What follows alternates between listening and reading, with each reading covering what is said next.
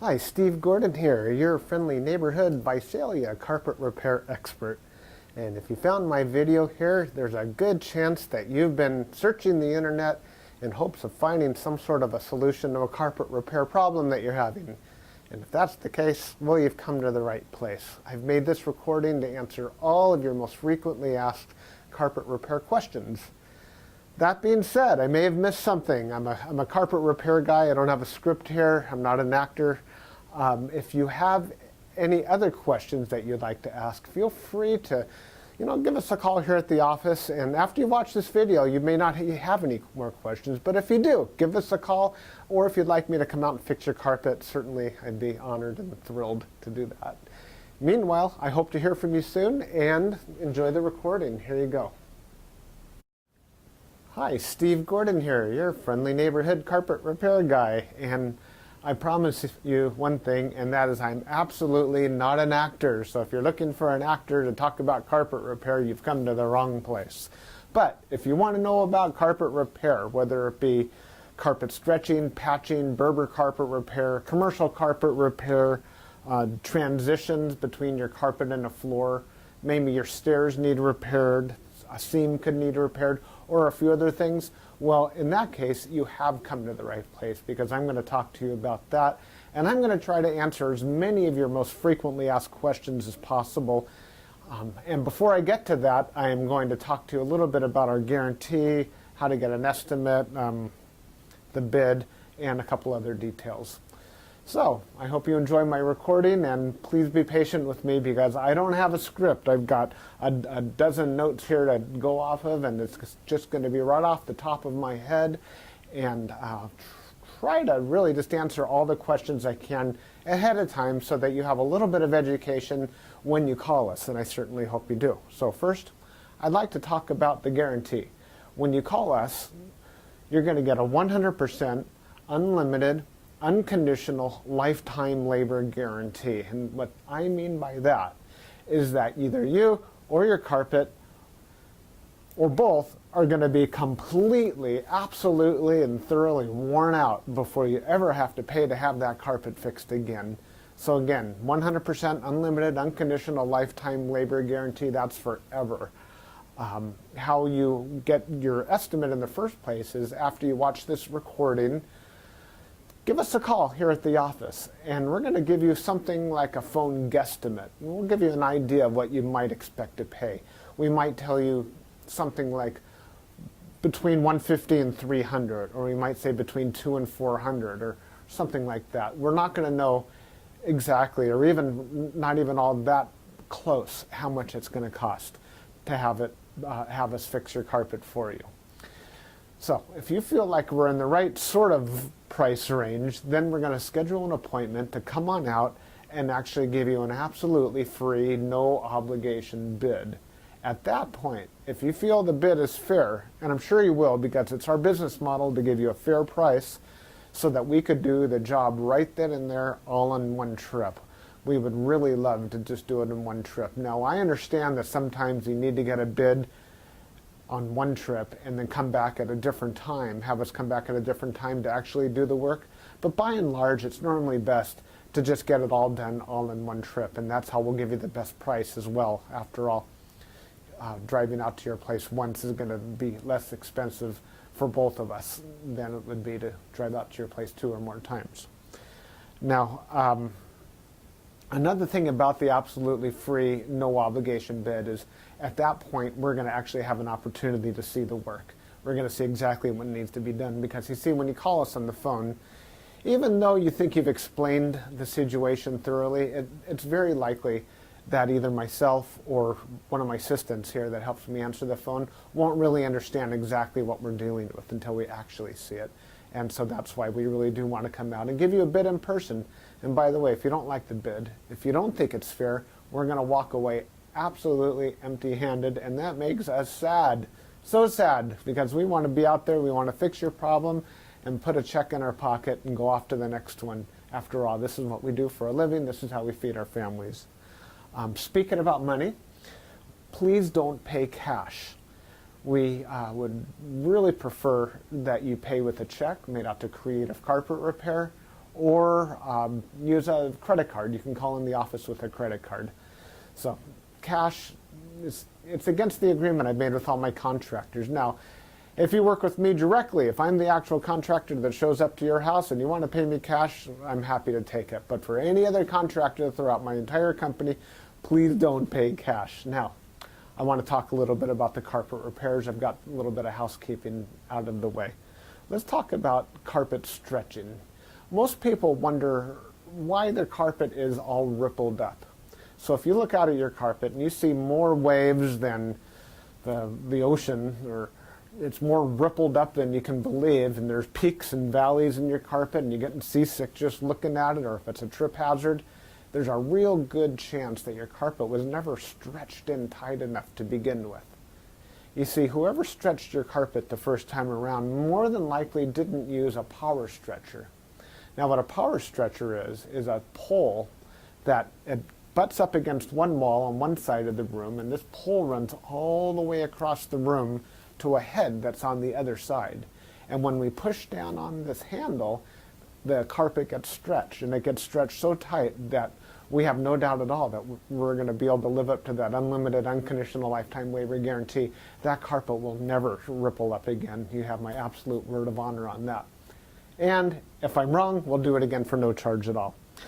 When we stretch carpet in a room, it's always best to have the room completely empty.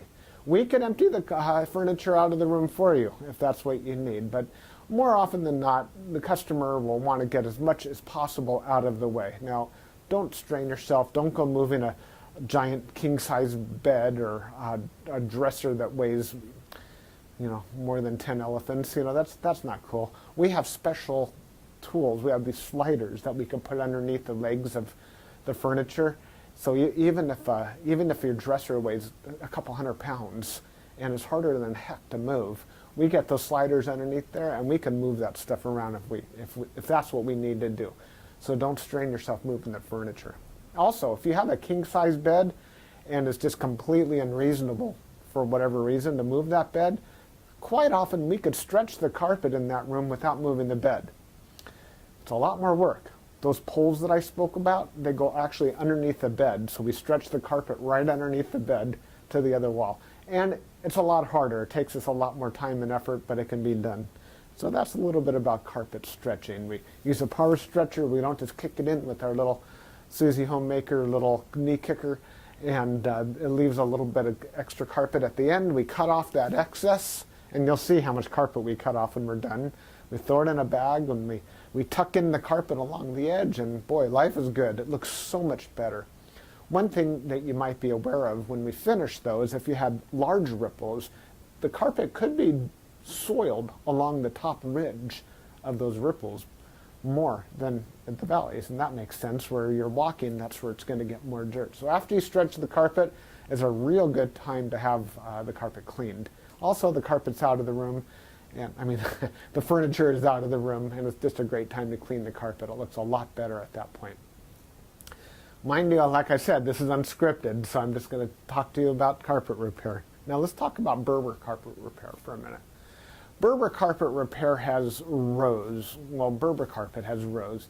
And actually the word Berber carpet, or the name Berber, it isn't exactly accurate. Berber carpet actually comes from a place out in the Middle East, country or countryside, where the area is called Berber.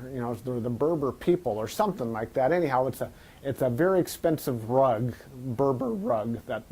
That's the actual meaning of the word Berber rug. The Berber carpets that we find today are very similar. There's loops and there's rows, and if you pull on one of those loops, or rows becomes unglued somehow, it could make a run, what we call a Berber run. So when you pull on that thread, it's like it's unzipping right in front of you. It's like, oh my gosh, what has happened? I've got this zipper run going all the way across the room. Now your higher end Berber carpet, that doesn't likely happen. It almost never does. But the lower end, middle of the road and lower end Berber carpet runs all the time. So when we fix a Berber carpet, what we're going to want to do is take out the bad area and patch a new piece in there. Sometimes we could actually weave a little bit of some new loops right into the place where that carpet is come unfurled. But more than likely, we're going to want to put in a Berber patch in that area. One reason that Berber comes apart at the seams is because the carpet was never sealed at the seams well enough to begin with. Your carpet installer that originally installed that carpet was supposed to use a latex sealer or even a glue gun or something to seal the edges of the carpet. Now, if they don't seal the edges of the carpet, that's one reason that Berber carpet is just going to unfurl like crazy. So when we put in a patch or fix a Berber carpet, that area gets sealed. Now, we give the unlimited, unconditional lifetime waiver guarantee on Berber carpet as well. But mind you, just because, let's say you have a 12-foot seam and we fix 3 feet of it, that's the part that we guarantee. The rest of the seam we're not going to touch. And you may have a problem with that in the future. And that's certainly not our business to cover something we've never actually worked on before. Now, after Berber carpet patching, I'll just talk about carpet patching in general. And this includes the Berber. When you call us to have your carpet patched, the first thing that we're going to ask you is if you have any extra carpet to do the patch with. If the answer is yes, well, we're golden. We're ready to do the job. If you say no, you don't have any extra carpet to do the patch with, we'll ask, well, can we take the carpet from a closet or maybe even from underneath a piece of furniture? Because what we can do is we can take a piece of carpet from a closet and patch it right into your damaged area. And it usually works out really well. Most people would rather have a piece of carpet missing out of their closet than have a terrible, nasty area in the middle of their room where they'll see it all the time. After all, inside the closet, you usually have that covered up with shoes and old photographs and baseball bats and everything you've ever collected in your life.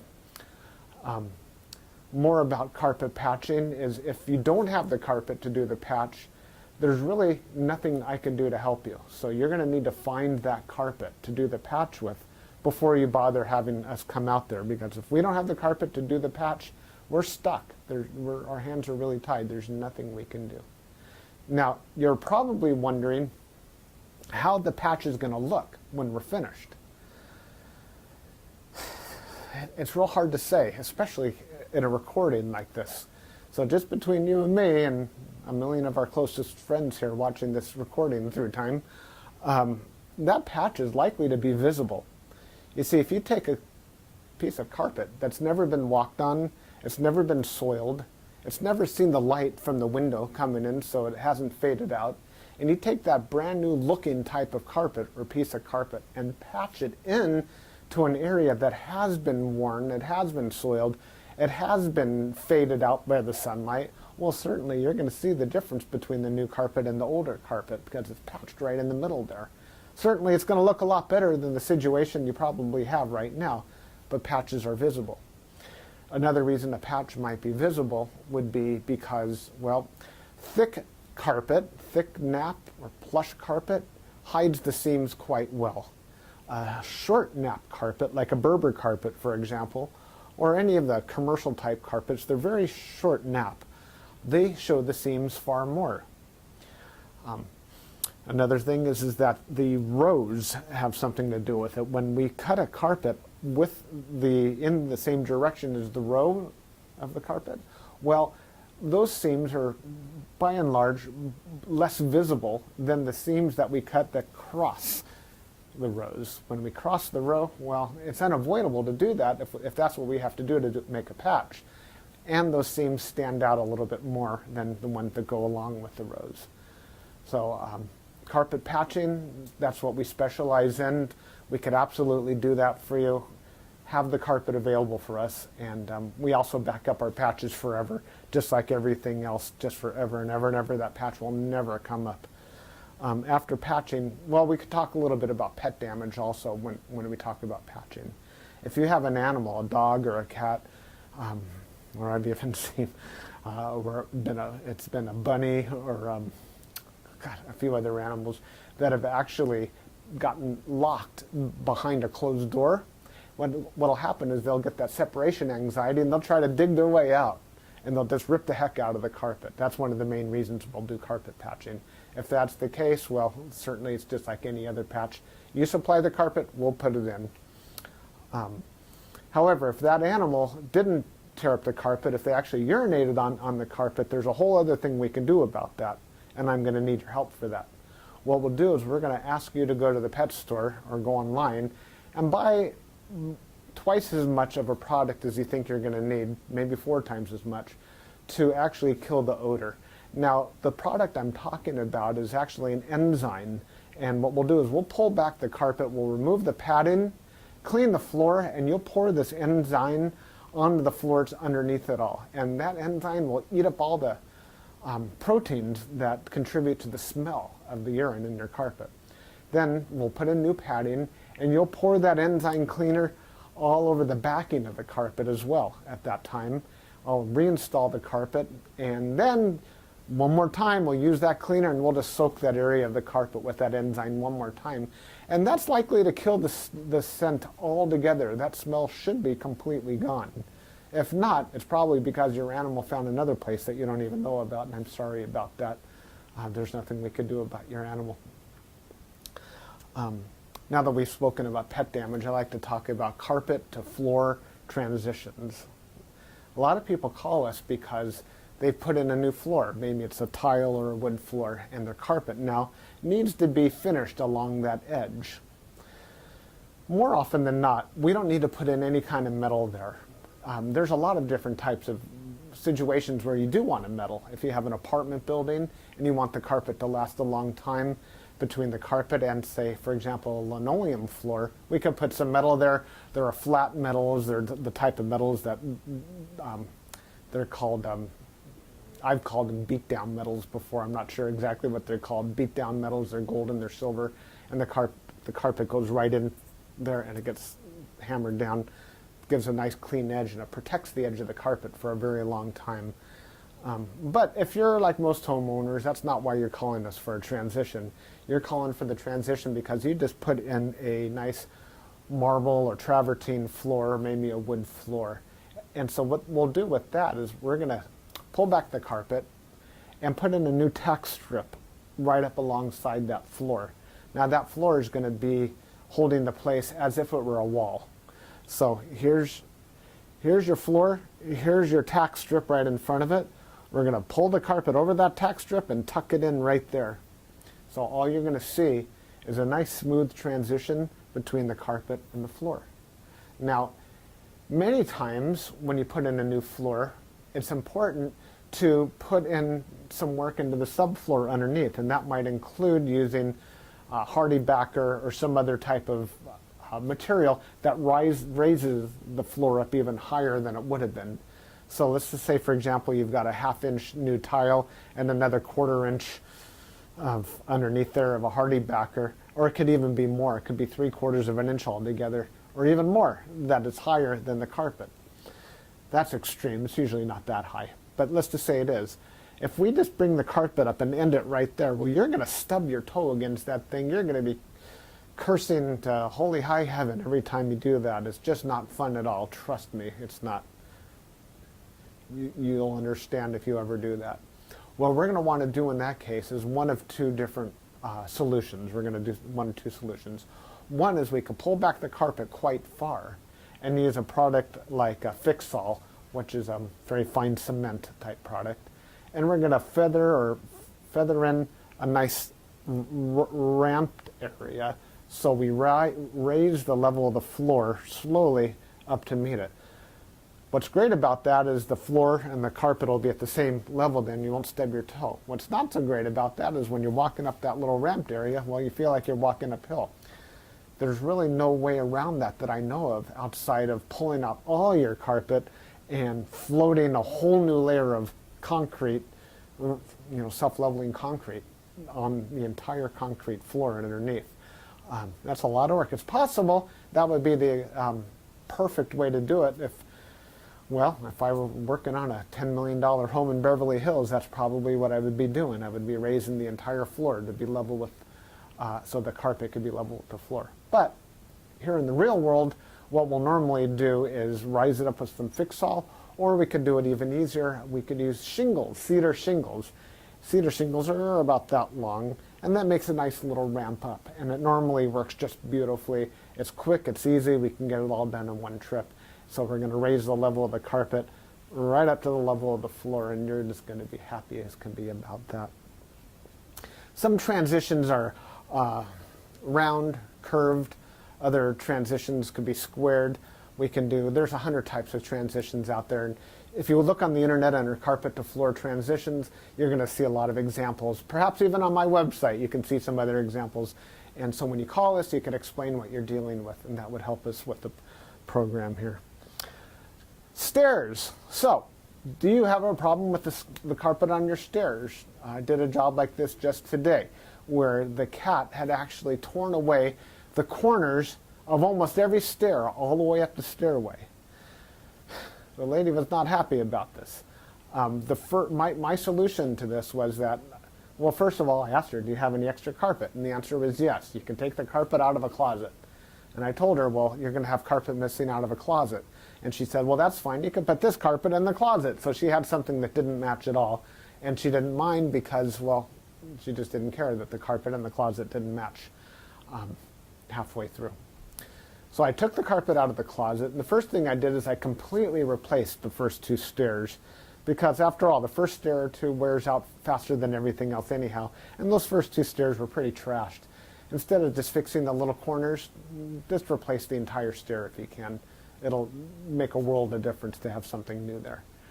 With all the rest of the stairs, I just did these little bitty patches all the way up one side and all the way down the other, and it was just beautiful. I think it gave her probably another 10 years of life to her carpet to fix those stairs.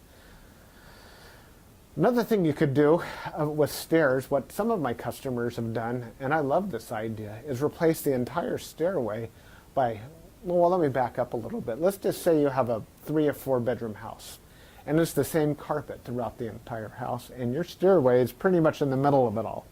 And if you replace the carpet on your stairs, well, it's going to be a slightly different color than the rest of your carpet, and that's going to look low class, and we don't like that, do we? No, you don't. What I would suggest in that case is that we take the smallest room in the house, maybe a small bedroom or nursery, and pull the carpet out completely from the smallest room in the house and buy new carpet for that room. Then we have maybe a 12 by 12 piece of carpet, and we can replace the entire stairway with that carpet. That way it matches the entire rest of the house except for that one room. That'll easily save you $4,000, $5,000, $6,000, $7,000 right there. And it's a lot less work too. So I like that idea. You get a whole new stairway. A lot of people, you walk in the front door and there's the stairway right there. If the stairs look bad, it's hard to recover from that first impression. So take my word for it. That's a really great way of going. No stairs. Commercial carpet repair. If you have commercial carpet and that needs to be repaired, it either has ripples and waves or it needs a patch. If it's rippled, it might need to be stretched. We've already talked about carpet stretching. On the other hand, it might have a different issue. It could be your commercial carpet was glued down to concrete to begin with. If that's the case, what we do is we actually take a knife and we just cut right down the middle of those ripples, cut right down those bubbles, and we will re-glue the carpet right underneath there and smush it all down, and believe it or not, those bubbles are going to be completely gone. They might be completely invisible when we're finished. You won't even see where we cut it, because where we cut it is exactly where we put it back together. The carpet will be nice and tacky before we push it back down. It's a great solution. But if the carpet needs to be stretched, well, we have to get the power stretcher out, and we'll fix it up that way. Now, if your carpet in your commercial building, say you have an office, is because, let's just say that you removed a wall between two rooms. If that's the case, you may have a strip of carpet that's missing. It's always a great idea to just get a completely different color. So if you have blue commercial carpet, go get a piece of red or black. Just something completely different, because a patch going all the way down through the middle of the room that's just a little bit off, it looks low class again. But if we put a strip of red down the room, or burgundy or black, people walk in and they go, oh yeah, these people have got some class. They got a decorative idea. So that's just my opinion. Use a completely different color if it's something goes all the way across the room.